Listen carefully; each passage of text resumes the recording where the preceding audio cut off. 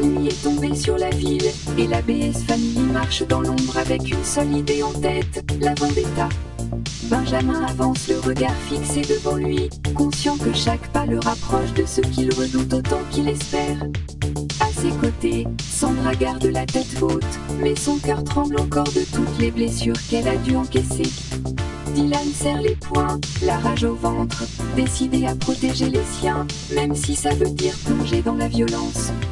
Noémie l'accompagne, la douleur dans ses yeux ne cache pas la force qui l'habite. Jay, lui, garde le calme glacé de celui qui observe tout, branché sur ses écrans, capable de lire les failles comme personne. Autour d'eux, Kamel, Walid et Samuel forment un mur, une force prête à exploser à la moindre menace. La rue résonne de souvenirs brisés, de rancunes jamais effacées. Frédéric n'est plus, mais son ombre flotte encore dans chaque regard, et Dimitri a repris le rôle de l'ennemi juré. Le crew sait que ce soir ne sera pas un soir ordinaire. Ils se préparent, pas seulement avec leurs muscles ou leur courage, mais avec tout ce qu'ils portent de souffrance. Chaque humiliation, chaque gifle, chaque larme versée est devenue une arme. Le silence de la nuit est lourd, mais derrière ce silence il y a un cri qui enfle, justice. Pas celle des tribunaux, pas celle des lois, mais la justice qu'on arrache de ses propres mains. Les alliés les plus inattendus apparaissent. Diana, silhouette terrifiante, surgit des ténèbres et fait frissonner même Dylan qui pourtant n'a peur de rien.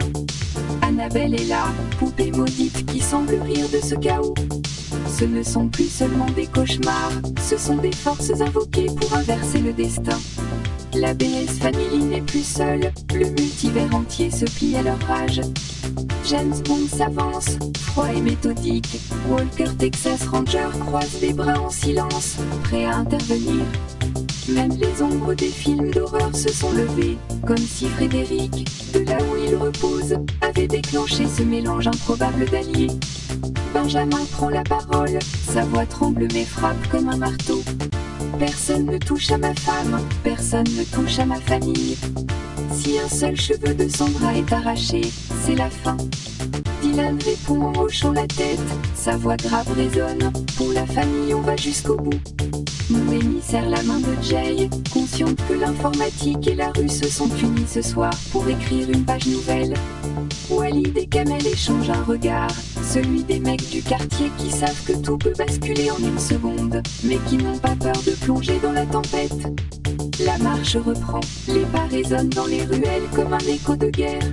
Le crew n'avance pas pour se venger seulement, il avance pour effacer la honte, pour redonner un sens à tous les sacrifices. L'orage gronde au loin, les éclairs illuminent leurs visages marqués par la fatigue et la haine. Chacun se sait fragile, chacun porte ses blessures, mais tous avancent soudés. Ce soir, la vendetta n'est pas seulement un mot, c'est une promesse. Une promesse gravée dans la pierre, dans le sang, dans les cendres de ceux qui ont tenté de les briser. Et cette promesse, personne ne pourra l'effacer.